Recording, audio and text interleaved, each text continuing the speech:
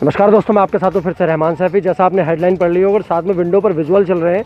आज जो हमारे महापौर नए बने हैं ईस्ट दिल्ली पूर्वी दिल्ली के, निर्मल जैन साहब मौजूद हैं और साथ में एमसीडी स्वच्छता कर्मचारी यूनियन ने स्वागत सम्मान समारोह किया है। और जानेंगे मेयर साहब की क्या रणनीति है। कर्मचारियों को जो अभी तक लाभांश नहीं मिले, उनको इंसाफ नहीं मिल पा रहा, उनको जो उपकरण मिलने चाहिए वो नहीं मिल, उन सब पर जैन साहब बहुत बहुत स्वागत है। सबसे पहले हमारे एसएनबी न्यूज़ मीडिया की तरफ से आपको बहुत बहुत मुबारकबाद। आप इस दिल्ली के नए मेयर बने। हम आपसे जानना चाहते हैं, जिस तरह से आज यूनियन आपका स्वागत सम्मान समारोह करने आई है, क्या कहेंगे एमसीडी स्वच्छता कर्मचारी यूनियन के लिए? देखिए, ये हमारा परिवार है और मैं भी इस परिवार का एक सदस्य हूँ। तो सबसे बड़ी बात तो ये है कि हम सब मिलकर के काम करते हैं। पद तो जीवन में आते रहते हैं, जाते रहते हैं, वो एक व्यवस्था है, इससे ज़्यादा कुछ नहीं है मेरे जीवन में। लेकिन महापौर के रूप में जो मुझे मेरी पार्टी नेतृत्व ने मौका दिया है, मैं आपको इतना विश्वास दिलाता हूँ कि मेरे से जो बन पड़ेगा तो मैं उसको कभी उससे अलग नहीं जाऊँगा। हमेशा हमने देखा है कि आपने हमेशा मीडिया पर भी और समाज के रूप में भी एक बहुत अच्छे सामाजिक कार्यकर्ता के रूप में भी लोग आपको जानते हैं। हमेशा समाज के लिए आप तत्पर रहे हैं। देखा गया कि जो हमारी पूर्व मेयर थी वो भी इसी समाज से थी, लेकिन कर्मचारी फिर भी परेशान रहे, उनको कोई लाभांश नहीं मिल पाए। आपकी क्या रणनीति है कर्मचारियों को उनके लाभांश दिलाने की? देखिए, इसमें सबसे बड़ी मेरी कोई रणनीति नहीं है। वास्तविकता ये है, अगर इसके अंदर आप गहराई से जाएंगे, ऐसे मेरे भाइयों को मेरे से ज़्यादा अध्ययन है। वास्तव में तो इसका सबसे बड़ा बेड़ा गर्क जब सन 2012 में निगम के 3 टुकड़े किए गए। जब सच पूछा जाए तो सबसे बड़ा तो जो बेड़ा गर्क होना था वो वहाँ से शुरू हो गया। 3 टुकड़े होते ही हमारी जो आर्थिक तो ताकत थी वो छिन भिन्न हो गई और उसके बाद से लगातार प्रेशर पे प्रेशर आते हुए आज हम तनख्वाहें भी बहुत मुश्किल से समय पे दे पा रहे हैं। जो इनका जो पुराना कोशिश करी है पीछे हमने, पुराना जो हमने इनका जो वो था इनका जो नहीं, सबसे पहले तो हमने जो रिटायरीज का था, सारे 40 साल 35 साल नौकरी करने के बाद उसको यहाँ से रिटायरीज पे कुछ नहीं मिलता था। अब कोशिश ये कर रहे हैं कि रिटायरीज जब जाए तो उसको पैसा मिल जाए, फंड बोनस मिल जाए।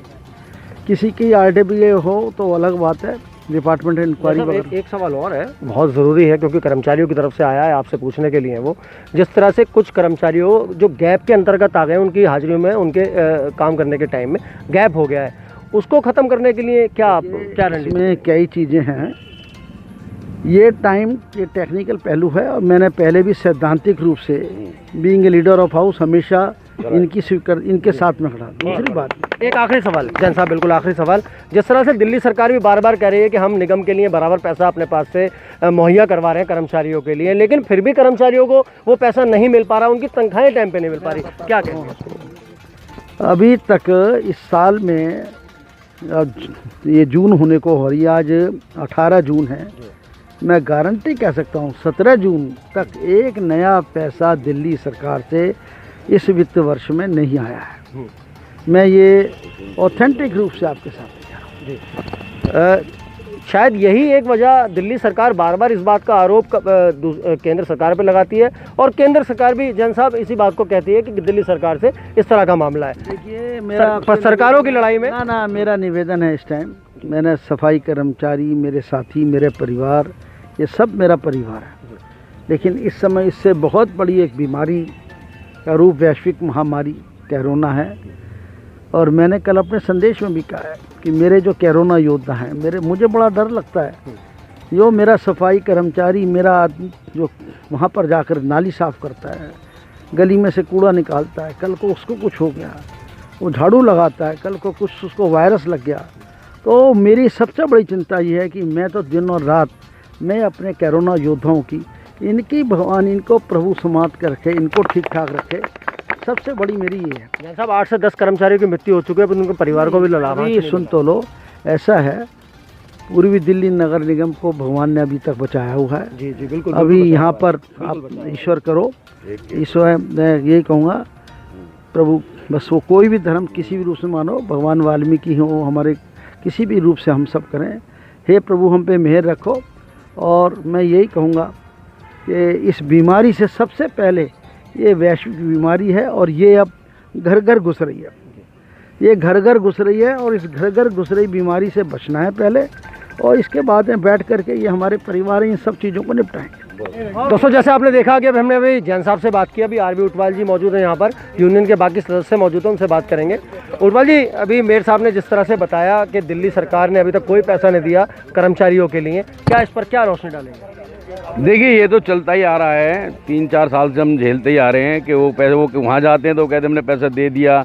ये तो एक गफलत की बात है। लेकिन आज का जो दिन है, आज हम मेयर साहब को मेयर बनने पर निर्मल जैन जी को बधाई दे रहे हैं, क्योंकि इनके कार्यकाल में चाहे नेता सदन रहे हैं, चाहे निगम पार्षद रहे हैं, इन्होंने हमेशा सफाई कर्मचारियों की बातें सुनी हैं और पटल पर लाकर रखी भी हैं। जैसे अभी आपने एक बहुत बढ़िया प्रश्न किया था, वो जैन साहब के नोटिस में ऑलरेडी पहले से भी है कि जो कर्मचारी हमारा गैप आ गया है सर्विस में, तो पहले हमारे राजकुमार ढिल्लो साहब थे, उन्होंने 3 साल का किया था, लेकिन किसी कारणवश वो हाउस में पास नहीं हुआ था। लेकिन निर्मल जैन जी से हमें पूरी उम्मीद है कि जो 5 साल का गैप है कर्मचारियों का, वो हाउस में पास कराकर हमारे भोले भाले जो कर्मचारी हैं, आज 25-25 साल हो गए हैं उन्हें कच्चे में काम करते हुए, वो आज भूखमरी के कागार पर हैं। अगर ये 5 साल का गैप इन्हें मिल जाता है तो उन परिवारों के लिए बहुत सुखद महसूस होगा, और वो जो कर्मचारी है जो बुजुर्ग हो चुका है उसको भी राहत मिलेगी और कहीं ना कहीं अच्छा लगेगा, उसके परिवार का चूल्हा जलेगा। तो ताज यूनियन के सम्मानित पदाधिकारी थे, जिम्मेदार पदाधिकारी थे, जिन्होंने बताया कि अब जैन साहब के मेयर बनने के बाद हो सकता है कर्मचारियों को राहत मिल सके और जो उनके रुके हुए लाभांश हैं वो उनको मिल सके। तो दोस्तों, अगले मुद्दे के साथ, एक नई बात के साथ हम आपके सामने फिर हाजिर रहेंगे। जय हिंद।